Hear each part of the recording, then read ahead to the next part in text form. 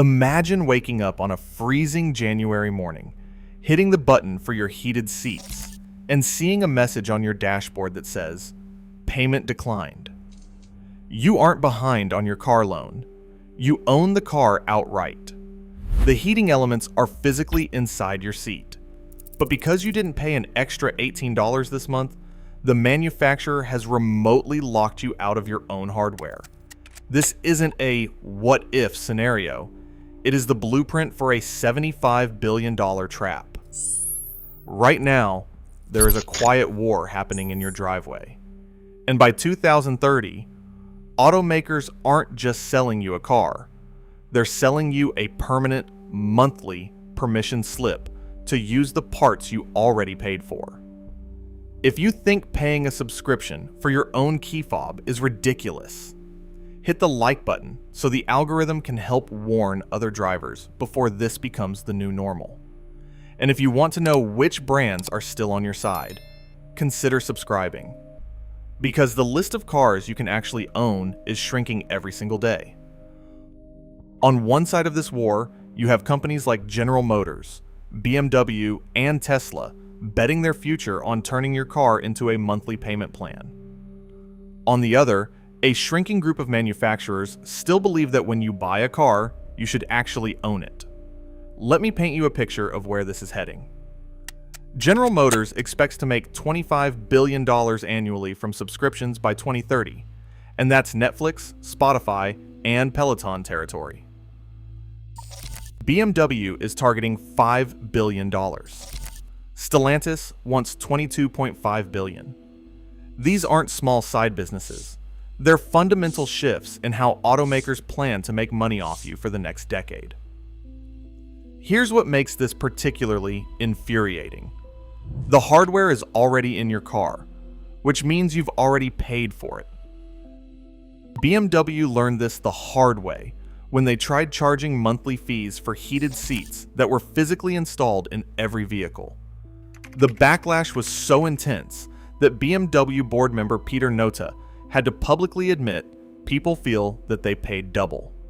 But BMW backing down on heated seats was just a tactical retreat, not a surrender. They're still pushing subscriptions for dozens of other features. Tesla charges $99 monthly for full self-driving, and here's the kicker. If you want to buy it outright, you have until February 14th, 2026. After that date, it becomes subscription only forever. Ford's Blue Cruise hands free driving costs, $50 monthly or $495 annually. Want to own it permanently? That will be $2,495 up front. Mercedes will unlock an extra 60 horsepower in their EQE for $60 monthly, $600 yearly, or $1,950 for life. Volkswagen charges $22.50 monthly for an extra 20 horsepower on the ID3. Toyota makes you pay $8 monthly for remote start using your key fob, a feature that works through direct radio waves and requires zero ongoing service from Toyota. The scope of this shift is staggering. S&P Global Mobility estimates connected car features could become a $200 billion industry. But here's what's driving this beyond simple greed. Electric vehicles don't need traditional maintenance. The oil changes, tune-ups, and repairs that kept dealerships profitable for decades, EVs barely need any of that. So automakers are desperately searching for new revenue streams, and your monthly payment is their solution. General Motors made this strategy crystal clear when they announced they're removing Apple CarPlay and Android Auto from all future vehicles. CEO Mary Barra claims it's about providing a better experience. But let's be honest about what this really means. When you can't use CarPlay, you'll need to pay for GM's data subscription to use apps in your car. It's a captive audience strategy. And as Motor One put it perfectly, this is about control. The consumer research backs up the anger you're probably feeling right now. Cox Automotive found that 75% of people agree that features on demand will just help automakers make more money, and 69% said they'd shop elsewhere if a brand required subscriptions for features they wanted. When GM Authority polled their readers about losing CarPlay, 88% said it was a deal breaker. But here's where it gets interesting. Not every automaker is drinking this Kool-Aid. Some brands are taking a radically different approach, and they're making it a competitive advantage. Honda is leading the resistance.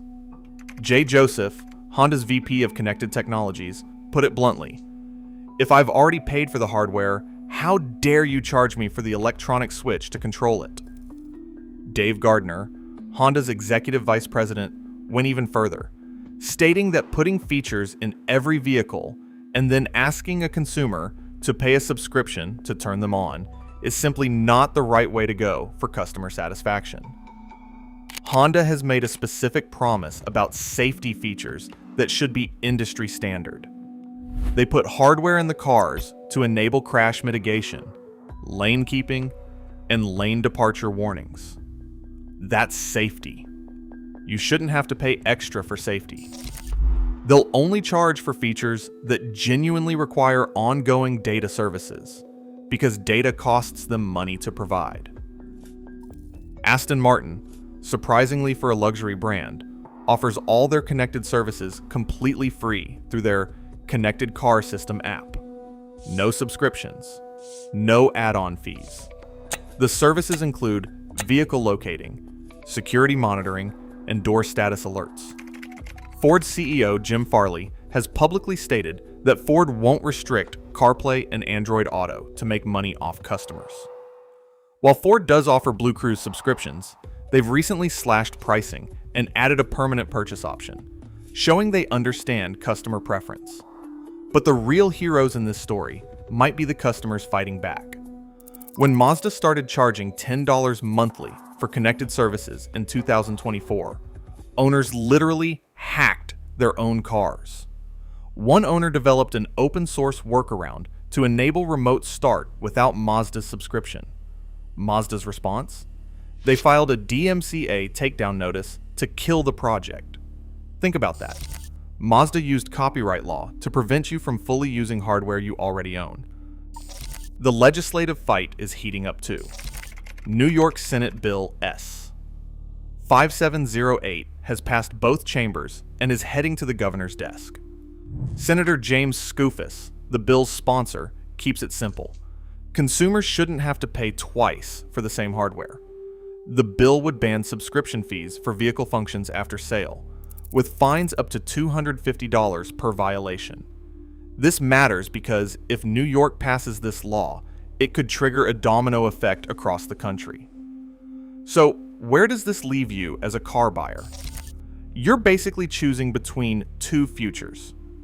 In one future, dominated by GM, BMW, Tesla, and Mercedes, you'll pay an initial purchase price, plus ongoing monthly fees to access features already built into your car. Tesla's approach shows where this leads, and eventually, the option to own features outright disappears entirely.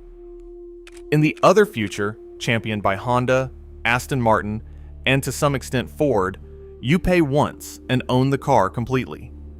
These companies are betting that consumers will reward straightforward ownership over subscription complexity. The numbers suggest the resistance approach might be winning. Despite automakers investing billions in subscription infrastructure, actual subscription revenue remains tiny compared to projections. S&P Global reports only $6 billion in current revenue against a $200 billion potential, suggesting massive customer resistance. Industry analyst Stephanie Brinley explains the core problem automakers face. An automaker with a monthly fee is not competing only with another car. You're competing with everything in that person's household. When you're already paying for Netflix, Spotify, gym memberships, and your phone plan, adding car subscriptions becomes a much harder sell. Joseph Yoon from Edmunds identifies the fundamental issue. The uphill battle for automakers is convincing customers that they aren't double paying for a feature set. And honestly, that's an uphill battle because customers are right. They are paying twice. The next few years will determine which vision wins. Will we accept cars as ongoing service subscriptions? Or will we demand actual ownership? Your purchasing decisions are votes in this fight. Companies like Honda are proving that treating customers fairly can be a competitive advantage, but only if customers reward them with sales. If you enjoyed the video, give it a like, subscribe to the channel, and join our community. Thank you for watching.